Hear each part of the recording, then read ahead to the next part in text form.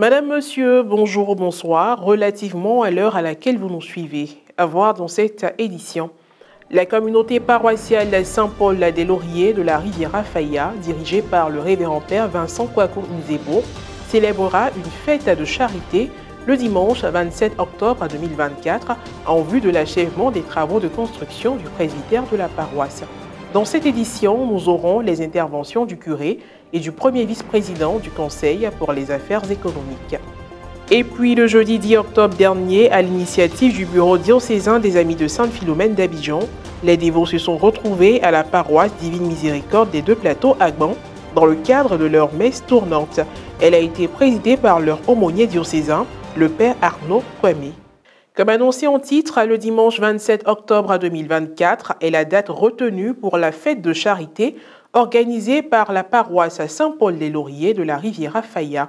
En prélude à cet événement, nous avons réalisé des interviews avec le curé, révérend père Vincent Kwaku Nzebo, et le premier vice-président du Conseil pour les affaires économiques, M. Jean-Claude Tamo, à découvrir dans ce papier-image commenté par Morel Poti.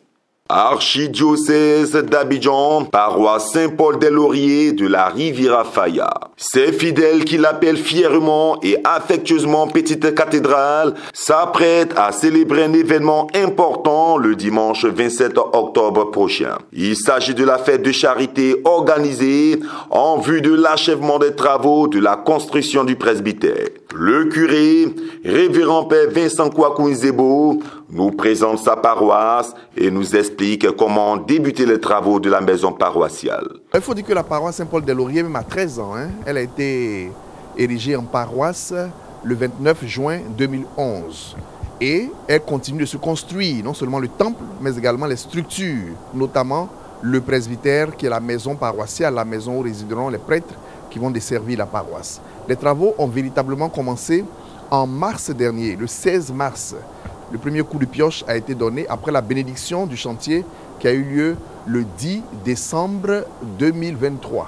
Nous estimons le coût de ce projet à 150 millions. Il nous dit un mot sur ce qui a déjà été fait en termes de gros œuvres. Le gros œuvre se poursuit. C'est un bâtiment à un étage. Nous avons fini les travaux de la partie basse. Nous sommes à l'étape de la deuxième dalle qui est en train d'être préparée pour être posée avant la fin du mois d'octobre ou la mi-novembre. Et je pense que ce sont de gros moyens que cela nécessite. La fête de la charité est une très bonne occasion donc pour nous permettre d'atteindre nos objectifs. Pour la réussite d'un quelconque événement, la mise en place d'une organisation s'impose, encore plus pour une fête de charité. Monsieur Jean-Claude Tamo, premier vice-président du Conseil pour les affaires économiques de la paroisse Saint-Paul des Lauriers, se prononce à son tour. C'est une grande organisation à laquelle tous les mouvements, les grandes commissions et également toutes les commissions sont impliquées et nous sommes de réunion en réunion pour préparer donc cette clôture. Mais cela a commencé depuis le 25 février. Permanemment, toutes les entités de l'Église préparent d'abord chaque entité à son niveau et ensuite le conseil pastoral paroissial et le conseil pour les affaires économiques donc essaie de faire donc ce qu'on appelle la somme de tous les travaux que les différentes entités mettent en place. Des activités déjà menées en vue de mobiliser des fonds. Nous avons eu des dimanches du bâtisseur, que nous avons dit les journées des bâtisseurs. C'était donc l'occasion pour des gens de prendre la carte du bâtisseur. Quand vous avez une carte du bâtisseur, vous avez une propriété.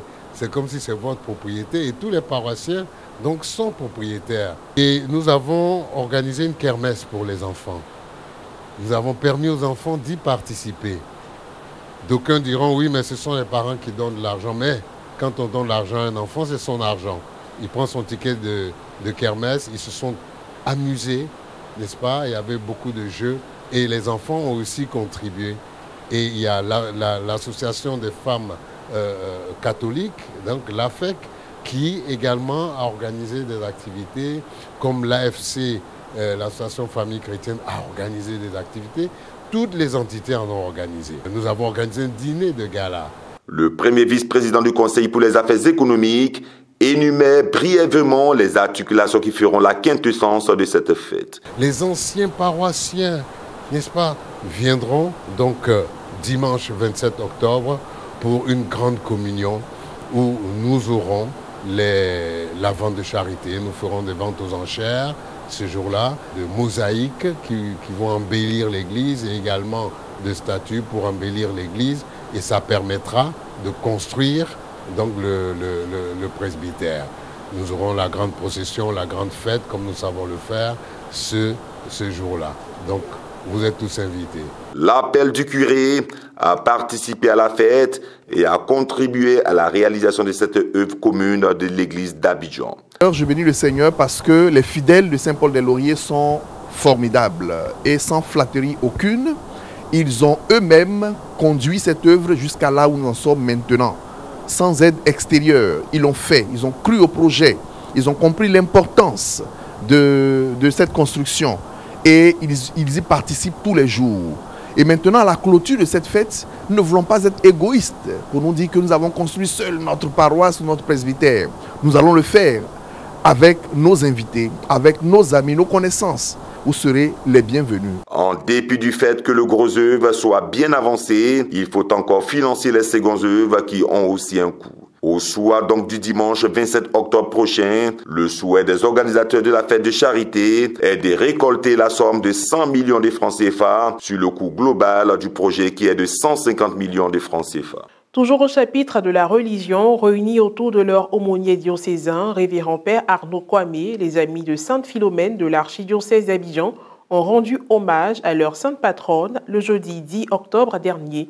C'était au cours de leur messe tournante, dite à la paroisse Divine Miséricorde des Deux Plateaux Agban, en présence des pères Léonce Balé-Ogwa et René Dufès Assis. Un commentaire de Guiraud Chiao.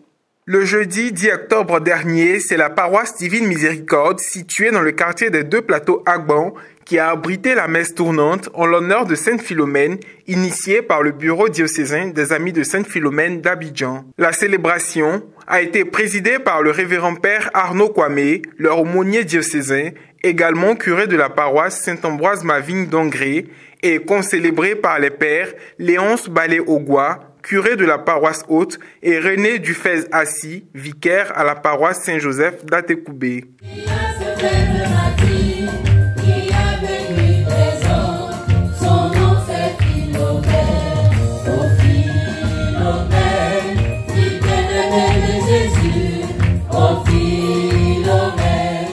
Au cours de sa prédication, le père Désiré a mis l'accent sur le sens du cordon de Sainte Philomène.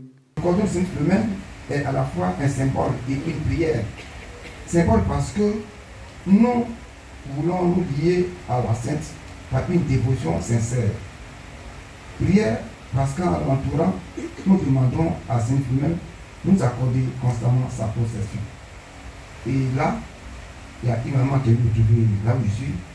Mon père, quand les gens portent comme Sainte Philomène là, est-ce que c'est pas petit? Et puis je me dis, il faut regarder la femme là. Je regarde, et puis la scapulaire. Il dit, mais tu as porté petit aussi? Elle dit non. Mais si scapulaire c'est pas petit, pourquoi tu penses, pourquoi tu veux que c'est pas petit? La dévotion du cordon est devenue très populaire car elle a été le moyen d'opérer d'innombrables miracles et d'obtenir des milliers de guérisons. Le cordon est utilisé par les malades et toujours avec les plus étonnants résultats. Il est une protection contre les malheurs et les accidents de toutes sortes. La formule de l'édition du cordon se trouve dans le rituel romain. Les attestations comme celles qui suivent sont innombrables. Au terme de la célébration, le père curé, dans son élan d'expression de gratitude, a exprimé sa joie d'accueillir en sa communauté paroissiale les dévots de Sainte Philomène d'Abidjan et leur aumônier diocésain, père Arnaud Kwame. Merci à vous tous. Merci au grand-père Arnaud Kwame, qui est de la paroisse Saint-Ambroise-Mavigne. Merci. Mais, vous n'êtes pas sous bâche. C'est à moitié sous bâche. Merci au père Dufès, le vicaire de la paroisse Saint-Joseph à Tekoubé. Merci à la Biao. pour l'encadrement de ce groupe. Merci pour nous accompagner. C'est la fin de cette édition d'information. Merci de l'avoir suivi, que je veille sur nous. À très bientôt.